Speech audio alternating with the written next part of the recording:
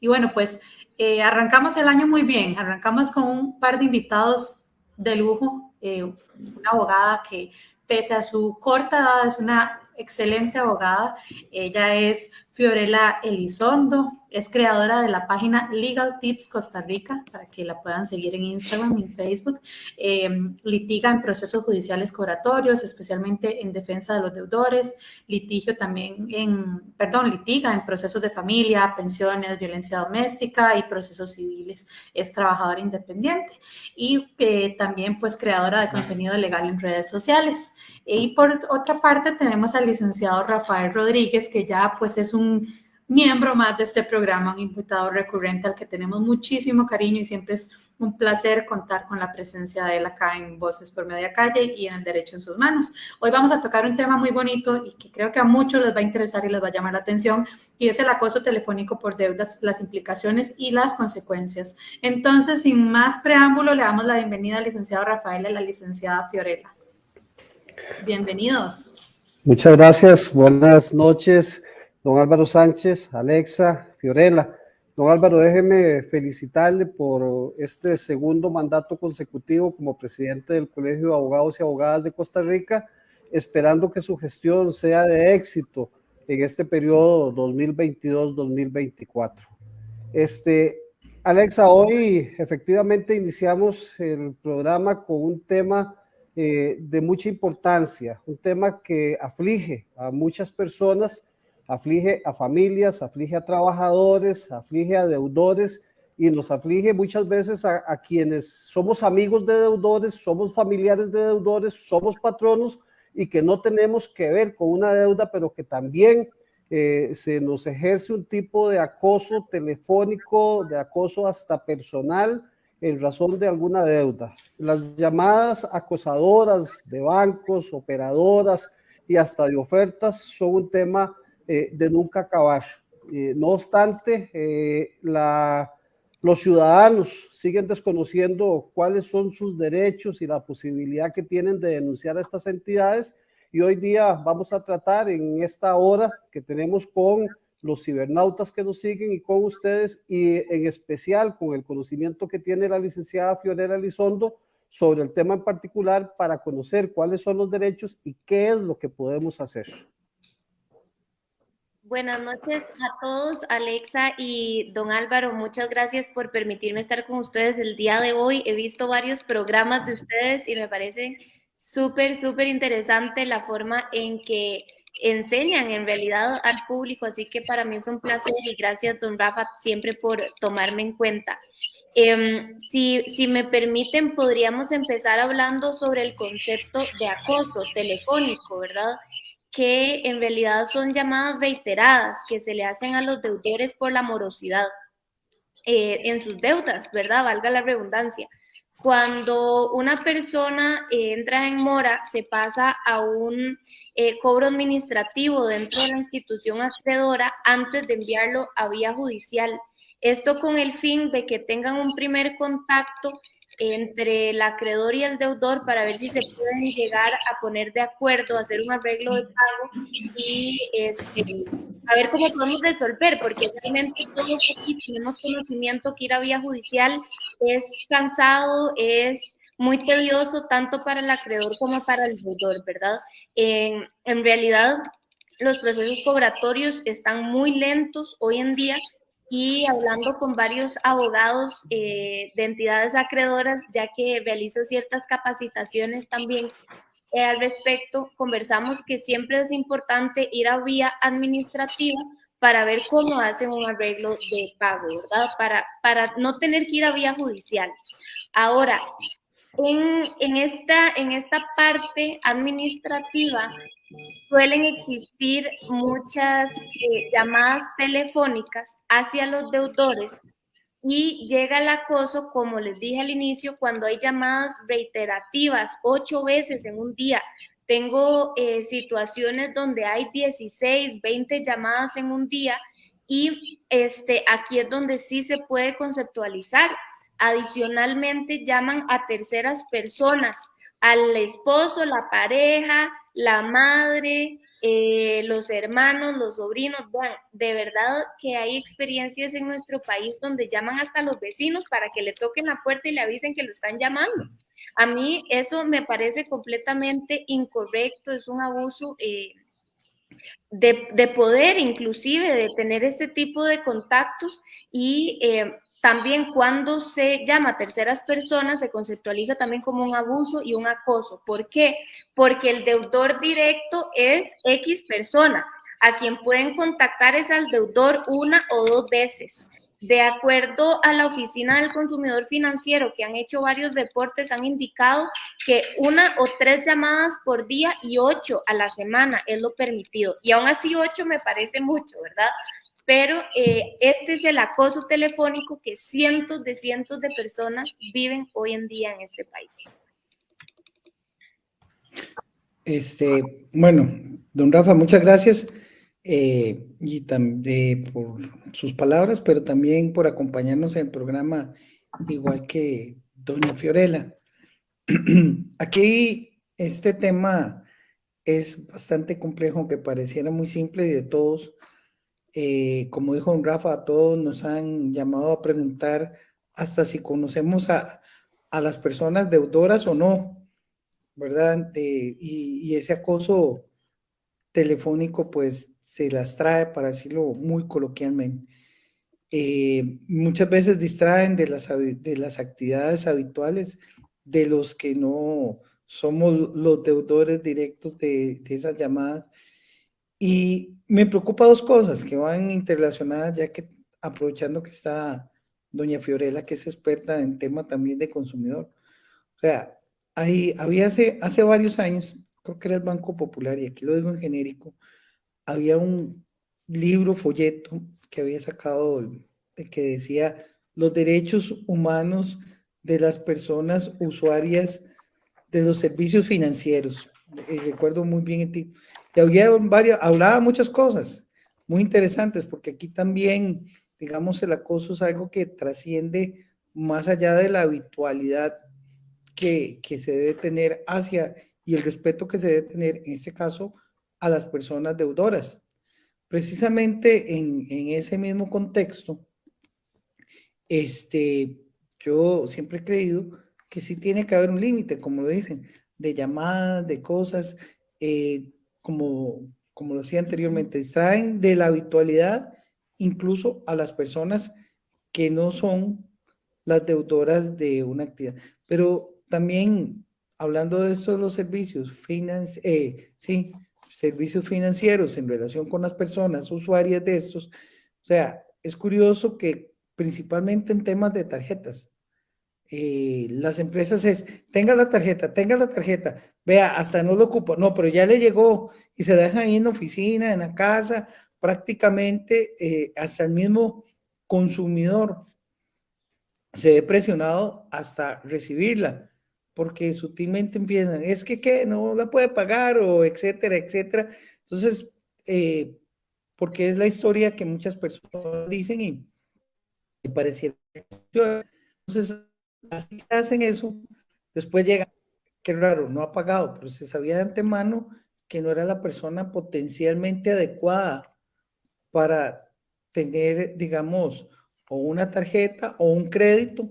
Además, de hecho, parte de eso, no solo cuando es deudas, también a veces y aquí sí lo digo, en algún momento me pasó, hasta para estar presionando para aceptar deudas que uno no quiere tener. A mí me pasó con una entidad que al final yo dije, no, vea, yo no necesito la plata. Y me dieron el crédito y yo, pero, o sea, tuve que ir a la empresa y tuve que pagar la primer cuota de un crédito que yo dije que yo no quería aceptar. Ahí está la grabación, le digo, sí, oigan la grabación que yo dije que no. Le digo, y les dije, y yo cualquier cosa me termino de averiguar yendo a la oficina de la sucursal.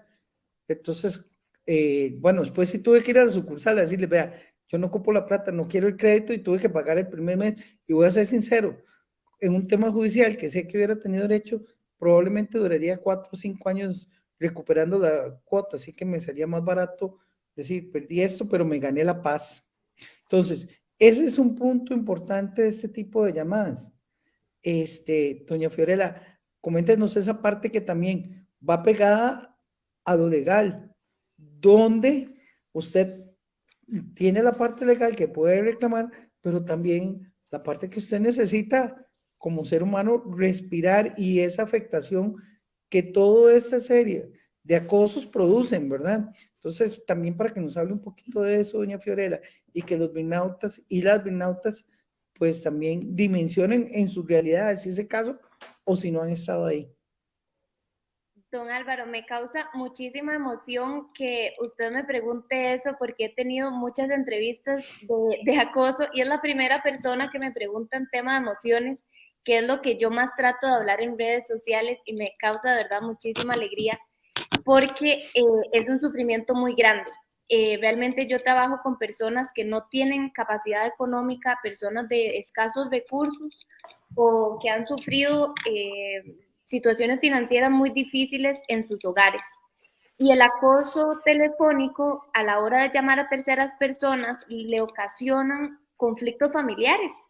Por ejemplo, tengo un caso, varios casos, para ser muy honesta, de personas que se han separado, parejas, que porque no sabía que el esposo tenía un crédito en primer lugar. Entonces llaman a la esposa a decir, vea, es que su esposo está moroso. Y ella, ¿pero moroso de qué? Si yo ni siquiera sabía que tenía un crédito. Entonces causa el divorcio, ¿verdad? Tengo situaciones donde causan despidos. ¿Por qué? Porque como decía don Rafael, llaman tanto a los patronos que toman la decisión de despedir al trabajador porque ya no pueden lidiar con el tema. Ahora, dentro de la perspectiva legal hay varias situaciones que uno puede considerar. Hay denuncias administrativas como a PROHAT, que es la Agencia de Protección de Datos, que son denuncias gratuitas que podemos poner con el fin de evitar estar dentro de la lista de llamadas o de números de teléfono que donde nos están llamando. Es decir, la ley la ley de protección de datos del año 2015 establece que si usted no quiere estar en una base de datos, usted tiene todo el derecho de decir, no quiero estar en una base de datos, pero usted debe de informar, debe de indicar de manera escrita, yo no quiero estar en esta base de datos. Entonces, PROHAP viene y protege esa ley y permite o elimina, le manda la orden al acreedor de que X deudor ya no esté en sus listas de contactos y si no está en su lista de contactos, ya no lo pueden acosar más, en teoría. Ahora, lo que pasa es que es muy lento. Tenemos una situación de depresión en la casa, de ansiedad en la casa, donde tengo muchísimos documentos de epicrisis, donde la persona es enviada a su hogar por ataques de ansiedad por este tipo de llamadas, y eso es lo que a mí no me parece correcto, perturbar la paz interior y la salud mental de las personas, no importa si es deudora, no importa cómo usted la pueda nombrar, ¿verdad? En este caso, cuando el daño es muy grave, como una desunión familiar o como un despido, existe la posibilidad de ir a la vía judicial por daños y perjuicios en materia civil. Ya don Rafa nos podrá contar desde la perspectiva penal, que yo definitivamente no la trabajo, pero lo que sí hemos hecho es poner demandas civiles por cobro de daños y perjuicios. ¿Por qué? Si la persona se quedó sin trabajo a raíz de esta situación, bueno, ¿cuánto va a dejar de percibir económicamente esta persona deudora? O también, ¿cuánto le va a costar el divorcio a usted por este acoso, verdad? Es muy interesante porque es un análisis muy grande, pero es una realidad nacional y es muy triste. La cantidad de personas que sufren por esto es excesiva en este país, iniciando que hay 850,000 procesos cobratorios, donde cada una de estas personas fueron a un cobro administrativo previo a ir a vía judicial, en teoría, ¿verdad? Y todas estas personas posiblemente vivieron acoso y más todas las que todavía no han llegado a vía judicial también. Es una cantidad muy grande, estamos viviendo como país y como mundo una situación financiera difícil y por eso hay tanta morosidad. Además, como dice don Álvaro, se busca colocar créditos a diario porque se gana una comisión de la colocación de crédito, ¿verdad? y las tarjetas de crédito de mis clientes tienen 5 o 6 tarjetas de crédito por persona, no hay capacidad de pago, ¿verdad? Entonces, sí hay que ir de la mano. Para concluir con este tema que me parece tan acertado, yo les digo a mis clientes, podemos actuar legalmente, pero mi primer consejo es bloquee números de teléfono. Empiece a bloquear de su celular los números donde lo están llamando a acosar. Ese es el primer paso. El segundo paso, vamos a tener fortaleza mental, vamos a tener una fortaleza interna como personas de que no voy a permitir que esta llamada constante que me están haciendo vaya a perturbar mi paz. Yo voy a aceptar las llamadas si así lo deseo, ¿verdad? Pero no voy a permitir que me quite el sueño, no voy a permitir a las amenazas infundadas que yo escucho a diario, como por ejemplo, le voy a quitar la casa mañana, lo cual es falso, le voy a embargar el 100% de su salario, lo cual es falso también, e inclusive, y lo que más me hace gracia es que les dicen a los deudores, los vamos a meter a la cárcel por deudas, lo cual es completamente ilegal en nuestro país, ¿verdad? Entonces, primero, entender si la amenaza es cierta o es exagerada, ¿verdad? Segundo, entender que ellos están haciendo su trabajo. Es un call center que hace su trabajo y está bien, son seres humanos también, ¿verdad? Lo que pasa es que no debemos permitir que nos afecte emocionalmente. Ese es mi primer discurso con la persona acosada. Ya después tomamos acción legal, pero en un primer plano es muy importante la parte emocional. Don Álvaro, en relación con el tema que usted trajo a colación también de esa situación en donde una operadora lo hace tener una deuda que usted no quiere. Bueno, esto es parte de lo que también se está viviendo.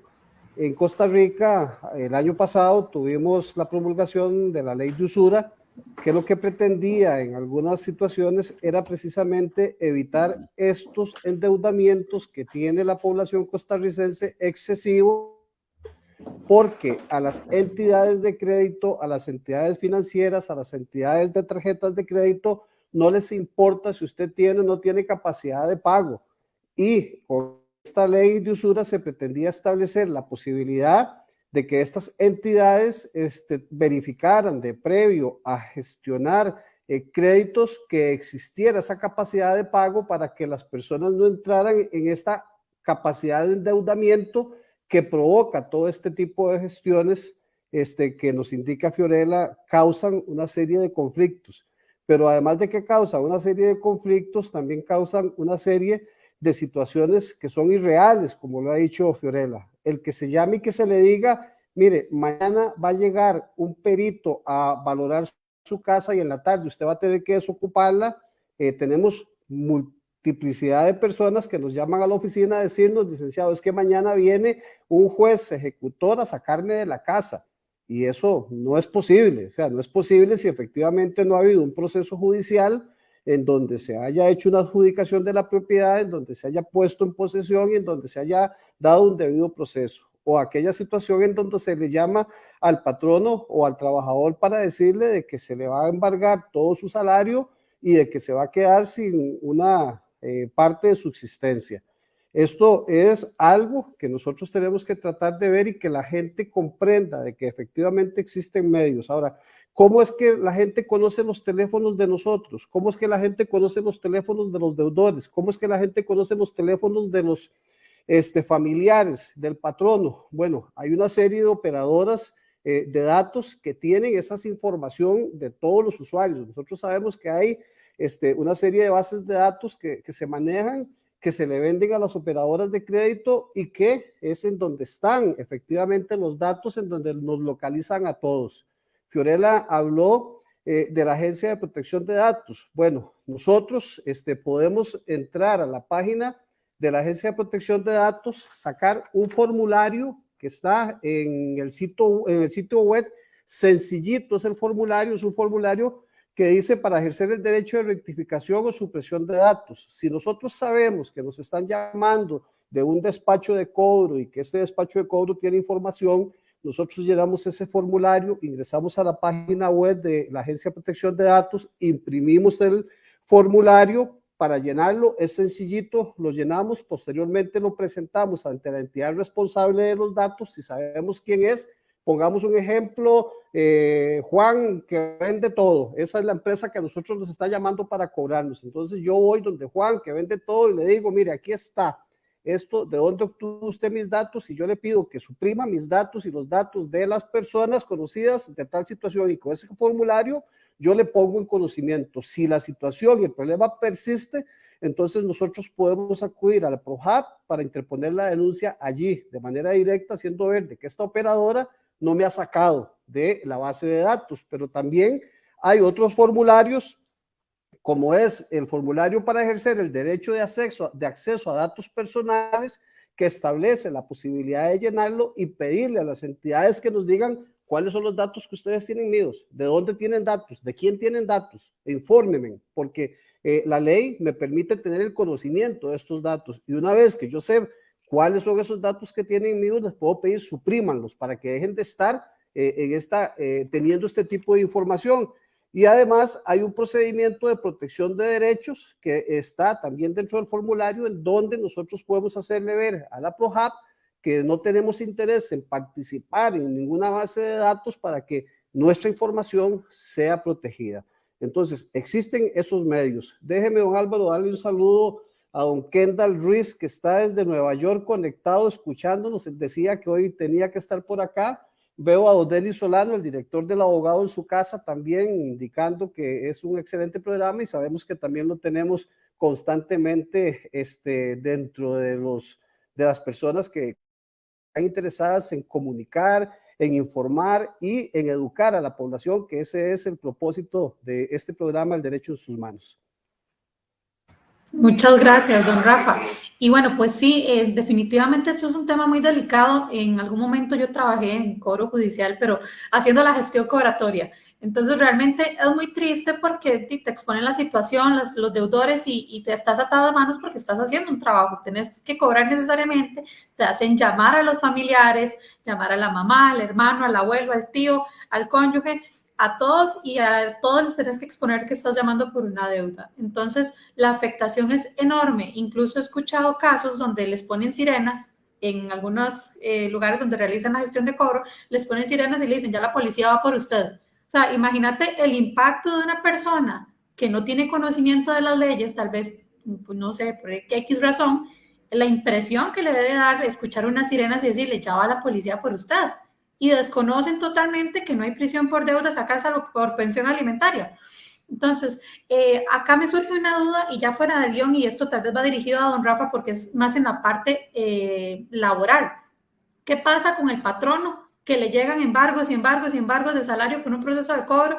¿Qué pasa si despide al chico? Porque ahora Fiorella nos decía, es que incluso puede llevar al despido en su lugar de trabajo por deudas, porque toda esta situación obviamente repercute en diferentes ámbitos, no solamente a nivel familiar, sino también en el ámbito laboral.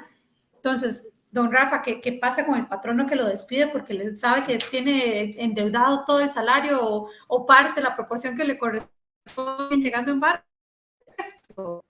Alex, aquí lo importante que tienen que conocer los ciudadanos y las personas que están endeudadas y que tienen un proceso de cobro, sea de carácter administrativo o de carácter judicial, es si es posible o no es posible que se le pueda embargar su salario y hasta qué monto se puede embargar ese salario. Esta es la primera situación que nosotros queremos que los deudores comprendan. Sí, claro, existe la posibilidad de que se ejerzcan procesos de carácter judicial que ordenen un embargo, pero no un proceso de carácter administrativo, porque en muchas ocasiones las operadoras de cobro administrativo llaman y le dicen, nosotros le estamos mandando una carta al patrono para que le embargue y le rebaje.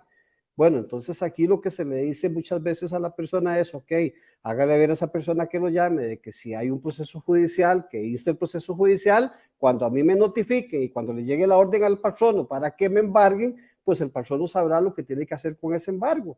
La ley permite embargar los salarios, pero la ley no permite que ningún trabajador se quede sin el salario mínimo intangible, que se llama. Hay una porción de salario que no es embargable, el mínimo minimorum, o el mínimo del salario que se puede embargar, y después de ahí existe la posibilidad de que efectivamente en algunas proporciones, de acuerdo a lo que establece la ley, se hagan estos embargos, pero no se puede dejar a un trabajador sin el sustento, por lo menos mínimo, de su ingreso.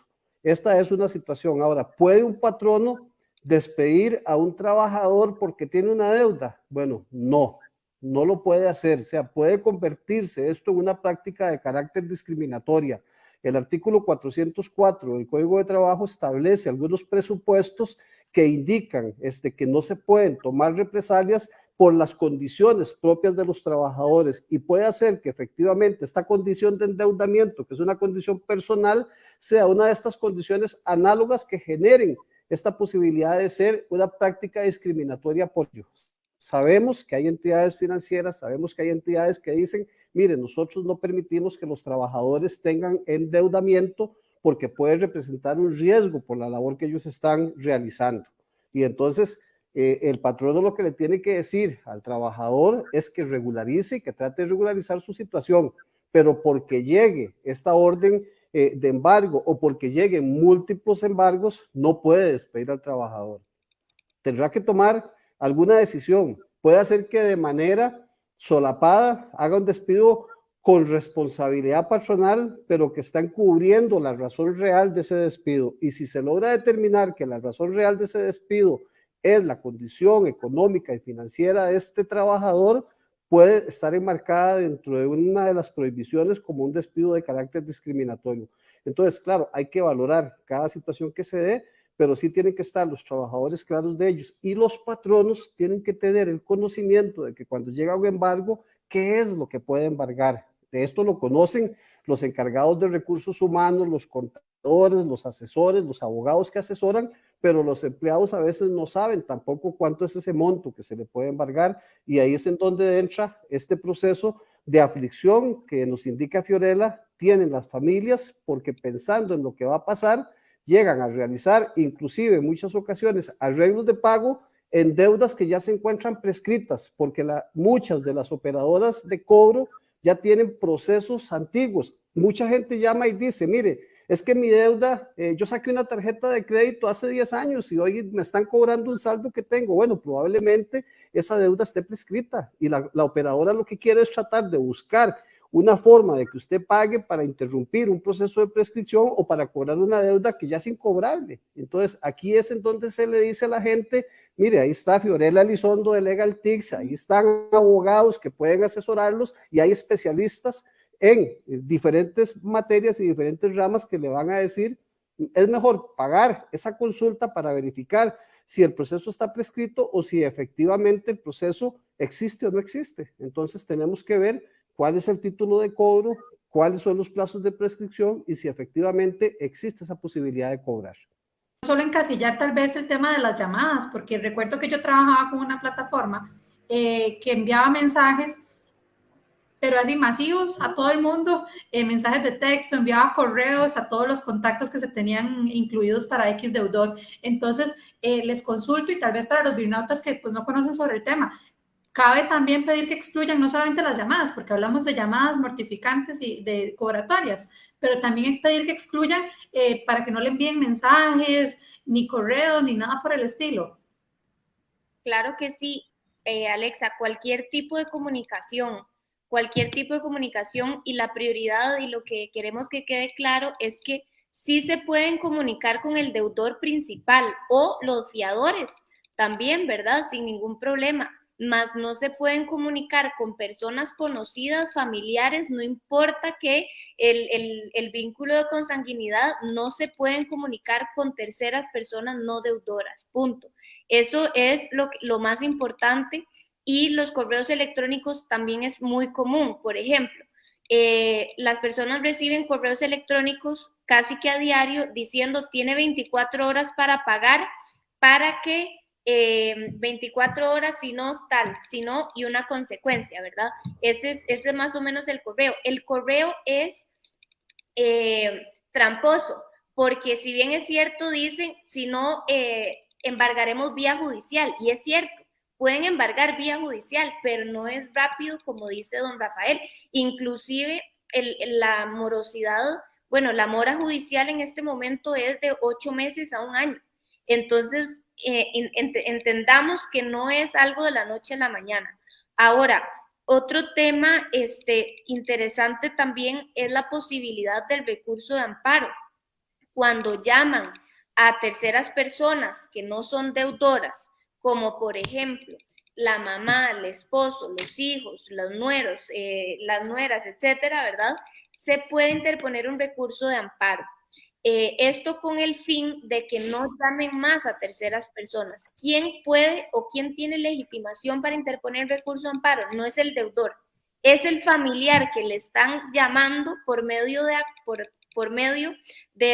este cobro administrativo, ¿verdad? A favor de otro deudor. Es decir, si yo soy hermana del deudor principal y a mí me llaman, yo puedo presentar el recurso de amparo y la sala está otorgando con lugar. Tanto la sala como ProtHab, que es la Agencia de Protección de Datos, pueden multar. Y eso es lo interesante. Multan directamente a los acreedores que están autorizando este tipo de acoso. Ahora, esa multa no se la deja la persona acosada, esta multa se la deja el Estado, ¿verdad? Pero, sin embargo, es interesante ver cómo pueden existir sanciones también por esto. Y dentro de mis capacitaciones a abogados de los acreedores, me dicen, ya nosotros tenemos un porcentaje listo para la multa, porque ya sabemos que nos pueden multar. Entonces, es este círculo, ¿verdad? En el que estamos. Y es una realidad. Sí, bueno, doña Fiorella y don Rafa, después de todo lo que han dicho, hay cosas que también creo que son importantes, y casi con todo la pregunta, comentario que se nos iría finalizando, pero sí me gustaría que, o sea, y voy a hacerlo secuencial. Primero, existen posibilidades de mediación antes de ir a la vía judicial. Hay estafadores que aprovechan esto para hacer precisamente sus llamadas acosadoras. A todos nos ha pasado que en algún momento también ocurre eso, que ya escapa de la parte, digamos, formal, legal, de entidades financieras debidamente reguladas. Yo recuerdo, y me quedó muy grabado hace muchos años, en España, tal vez don Rafa y yo sí recordemos, ahí no creo que ni Alexa ni doña Fiorella recuerden, en España usaba una pantera rosa, al igual que Alexa, en algún momento yo he tenido que llevar temas de cobro, pero nunca mandamos panteras rosas.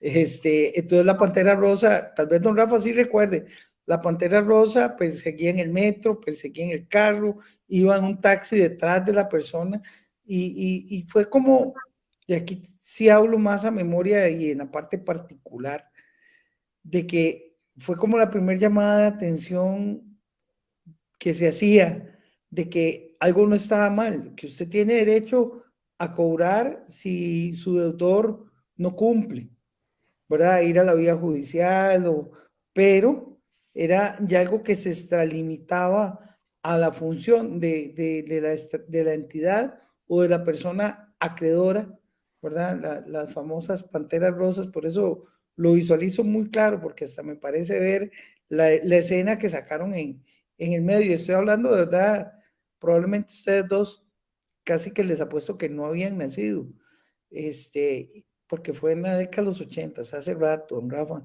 Entonces, era muy curioso porque sí, también, y no crea, hasta cuando uno está a la parte acreedora, en algún momento llegar y decirle, venimos a hacer el embargo, cuando ya están en la parte judicial y sí se puede hacer, y decir, bueno, ¿qué de lo que hay aquí se puede embargar? Es un tema complicado porque te genera cierta sensibilidad, aunque usted diga, bueno, el acreedor que me contrató sabe y quiere recuperar su dinero, pero no crea, esa parte también sensibiliza mucho y uno dice, ojalá más bien yo pudiera llegar y decirle al acreedor, aunque sea el contratado, decirle, tenga, aquí está la plata y yo mejor me voy para mi casa y quedo en paz con todo el mundo, para decirlo muy irónicamente. Entonces, todas esas cosas que decía ahora, como la parte de mediación, la parte administrativa,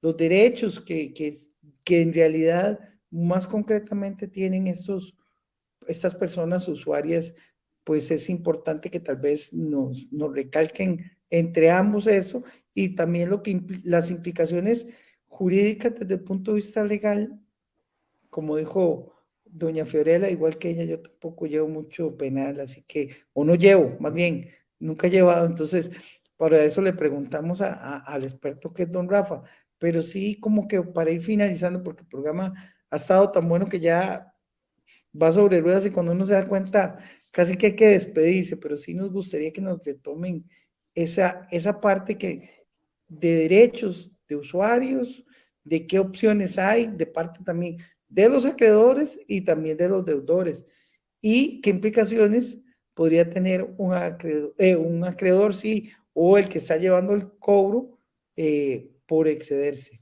Muchas gracias a ambos. Sí, don Álvaro, voy a entrar yo con 3 minutitos para dejar a Fiorella que cubra una parte ahí más de importancia en esto. Primero, tenemos que aprender a diferenciar en cuándo es acoso y cuándo no, ¿verdad? Porque es cierto que se puede llamar a una persona para recordarle que tiene una deuda pendiente. Eso la ley lo permite y eso es factible. Sin embargo, otra cosa es que se hagan llamadas insistentes al cliente, mensajes o incluso fax o correos electrónicos y mensajes de texto. Hay un caso de un recurso de amparo que en algún momento se dio de una persona que decía que lo estaban llamando para cobrarle la cuenta de su ex esposa y tenía más de 10 años de estar divorciado y no quería saber nada de ella y lo llamaban para cobrarle y este recurso de amparo determinó de que ciertamente era una situación de acoso porque primero no era el deudor y porque efectivamente no tenían por qué llamar a la persona que no correspondía a la deuda.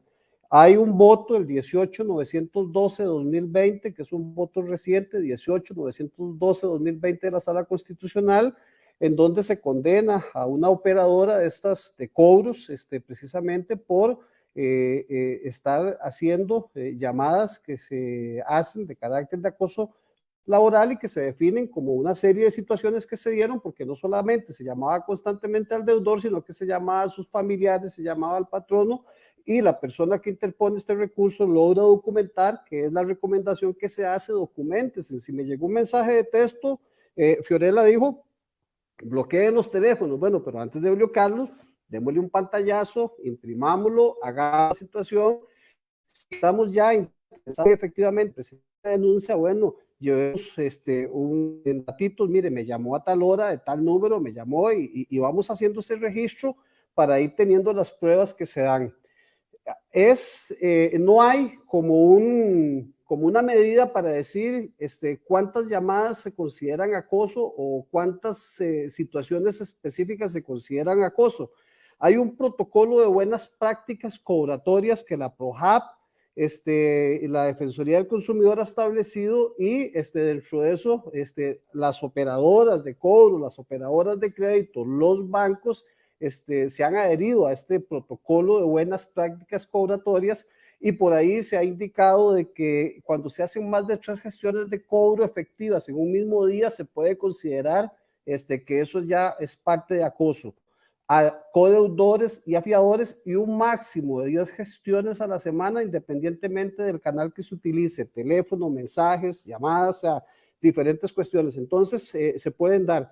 La sala ha determinado constitucional que cuando se le hacen las gestiones de cobro a la persona que no es la deudora, ya eso es acoso por sí mismo. O sea, ya aquí no hay más que hacer porque el deudor es uno. O sea, el deudor es uno y a es a quien hay que llamarle. Si es fiador, si es avalista o si es una persona que tiene una relación con la deuda, pues se le llamará también, pero hay una relación que establece que esta persona tiene esta situación. ¿Hay responsabilidades? Sí, claro. Bueno, si nosotros determinamos de que alguna entidad que está llamada a proteger los datos, está generando información que está protegida y están dando información que no tienen que dar de nosotros como contactos, como teléfonos, como direcciones, y se demuestra ello, la Agencia de Protección de Datos puede establecer un procedimiento que le genera a estas compañías que violentan ese derecho a la intimidad multas que van desde 15 a 30 salarios base. Estamos hablando de 6 millones hasta 12 millones de colones para empresas que generan este tipo de situaciones. Si las llamadas acosadoras, porque mire, a mí me ha tocado recibir llamadas y en la oficina me han oído pelearme con una persona que me llama para preguntarme por una persona que yo desconozco quién es, y le faltan el respeto. Hacen llamadas mortificantes. Bueno, hay una contravención que se llama llamadas mortificantes y yo puedo ir a presentar esa denuncia porque a veces se hacen llamadas de teléfonos privados que no tengo yo ese contacto y entonces yo puedo ir a presentar una denuncia a un juzgado contravencional que la sala constitucional ya ha indicado que están obligados a recibirlas, estas denuncias, porque llegan a decir, mire, es que yo quiero que se reciba la denuncia porque hay una llamada mortificante para que se le pida al Instituto Costarricense de Electricidad que indique de dónde son las llamadas y que me indique quién es esa persona, de quién es ese teléfono, cuál es ese contacto para establecer la prueba que yo necesito para determinar que me están llamando de esos lados. La sala se ha pronunciado indicando de que los despachos contravencionales y el organismo de investigación judicial, cuando hay algún tipo de llamada amenazante, intimidante o que nosotros veamos que se está violentando la ley de protección de datos y se configura algún tipo de delito, están obligados no solamente a recibir la denuncia, sino que hacer el procedimiento de investigación. Ya hay antecedentes constitucionales que le ordenan al organismo de investigación judicial y a los juzgados contravencionales a recibir este tipo de denuncias. Ahora, ¿es una contravención? Bueno, sí, pero eso me ejerce más información para yo poder ir generando las diferentes denuncias que puedo ir presentando, sea en la vía civil por los daños que se causen, sea ante la PROJAP o sea ante la Defensoría del Consumidor o la Oficina de asesoría o de apoyo al consumidor financiero que se generan. Entonces, hay muchas responsabilidades. Lo que tenemos que hacer es educarnos y aprender qué es lo que tenemos que hacer y no dejarnos intimidar por este tipo de llamadas. Hay que decirle a la gente, mire, esto es una llamada acosadora. Si usted tiene un proceso judicial, si tiene un título ejecutivo que le permite instar la vía judicial, vaya presente la denuncia respectiva o la demanda respectiva y yo me voy a ir a defender. Si el título no está prescrito, pues entonces usted tendrá derecho. Si el título está prescrito, interpondré la sección de prescripción y ahí se acabó la deuda. Pero también existe aquella posibilidad que Fiorella nos puede hablar que se da con respecto a la ley del olvido, o sea, ¿hasta cuándo puedo yo tener la posibilidad de que mis datos anden por ahí o de que ande una deuda por ahí y otras consecuencias que se tienen?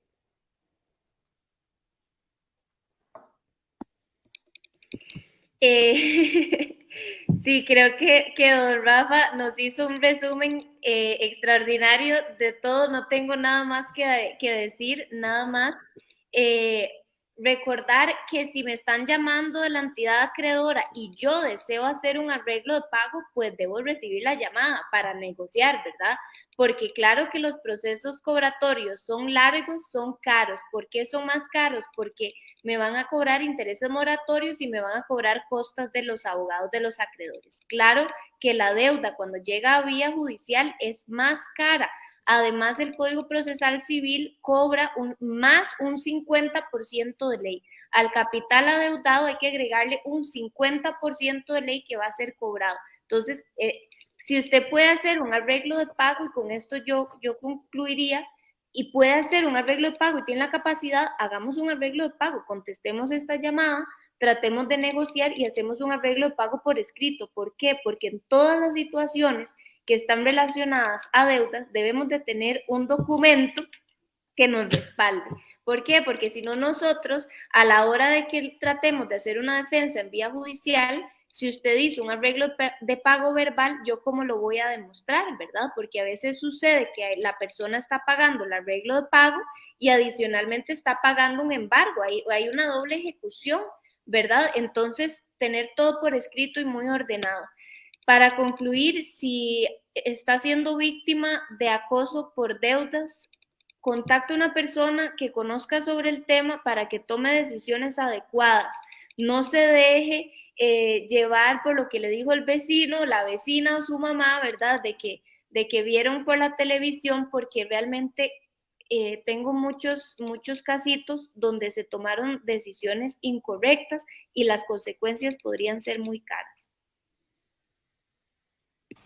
Muchas gracias, Fiorella y don Rafa. Definitivamente, pues creo que es un tema en el que tenemos que educar a la población de cierta forma para que conozca sus derechos, porque como bien indican ustedes, muchas veces la deuda está prescrita y es necesario que la gente tenga conocimiento.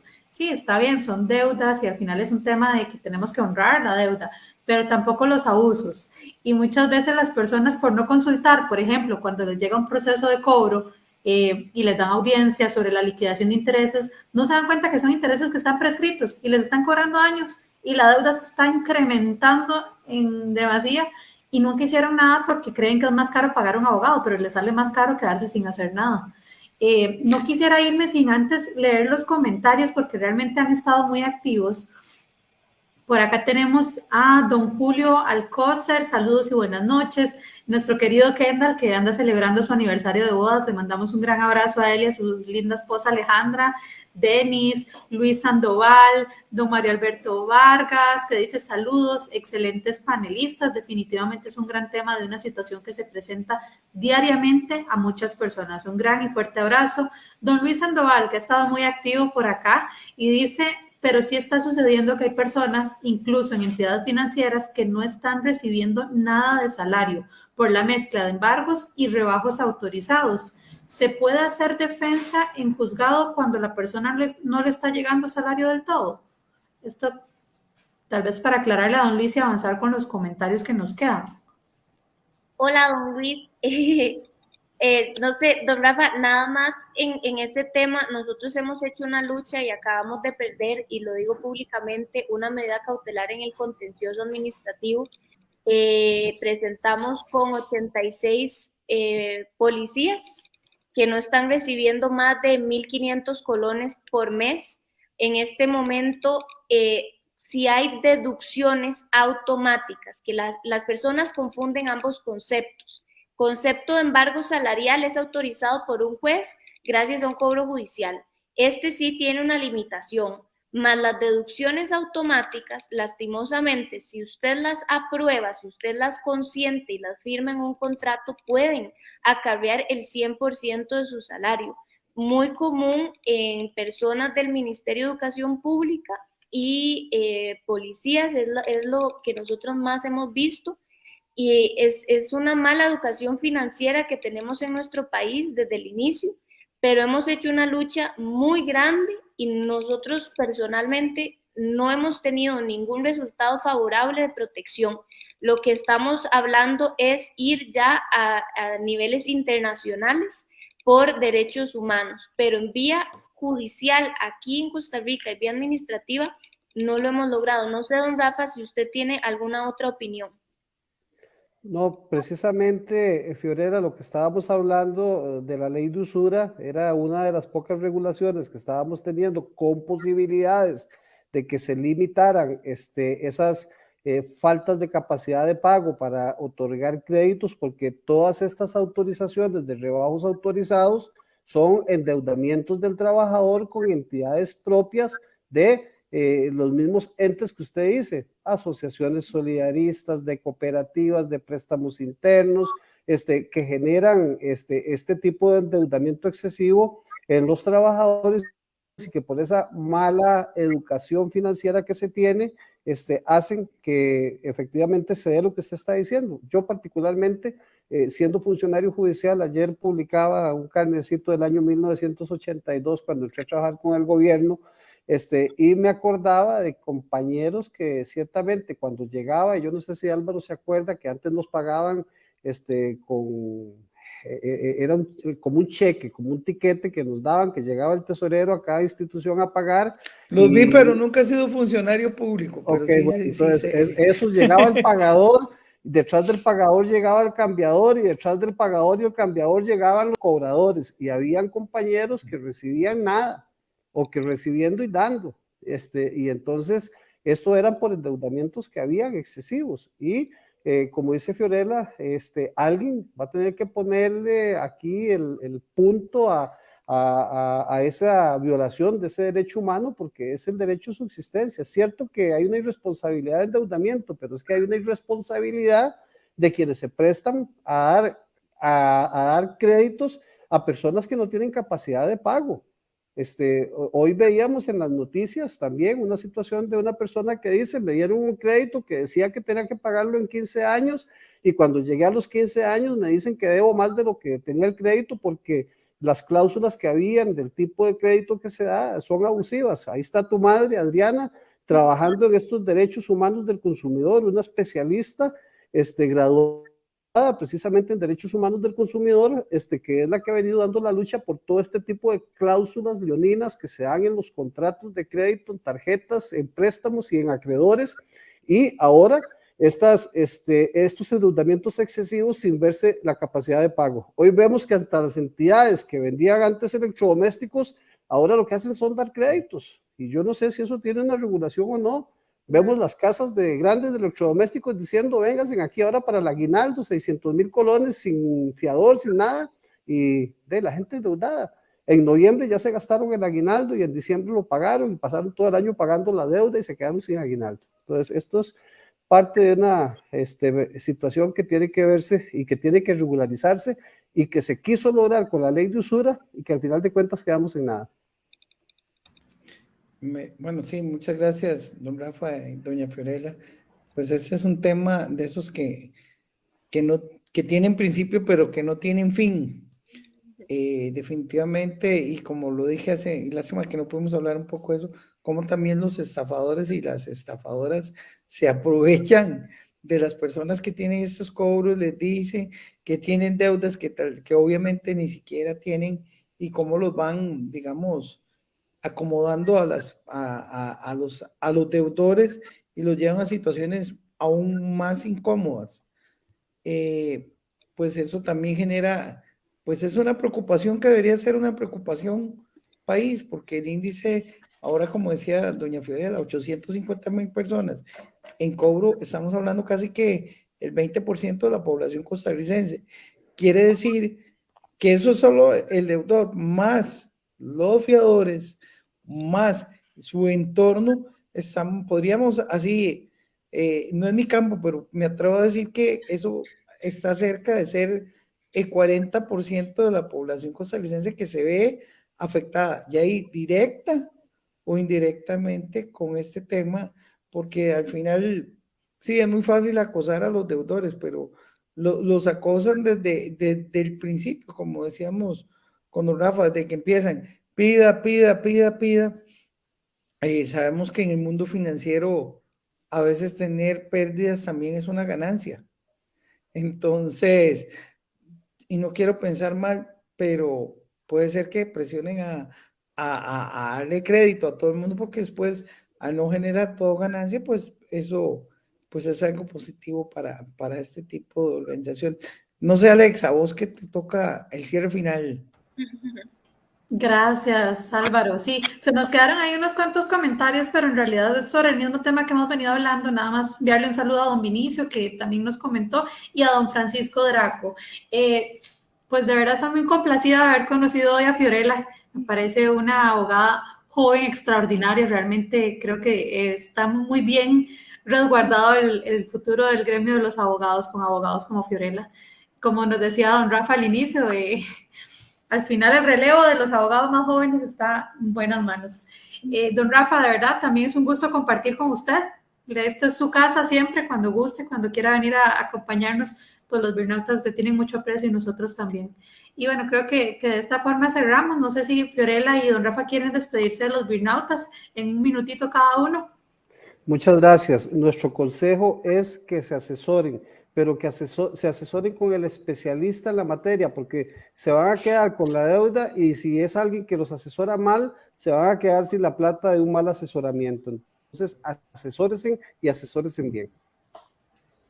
Bueno, muchas gracias por la invitación nuevamente y buenas noches. Cualquier cosa, ustedes saben que estoy 100% para servirles y Para mí es un placer de hablar del tema que más me apasiona, que es el cobro judicial y el sobreendeudamiento en el país. Así que gracias. Muchas Muchas gracias a gracias. ambos. Buenas noches. Muy buenas noches. Buenas noches, nos vemos el próximo jueves. Que pasen una linda noche.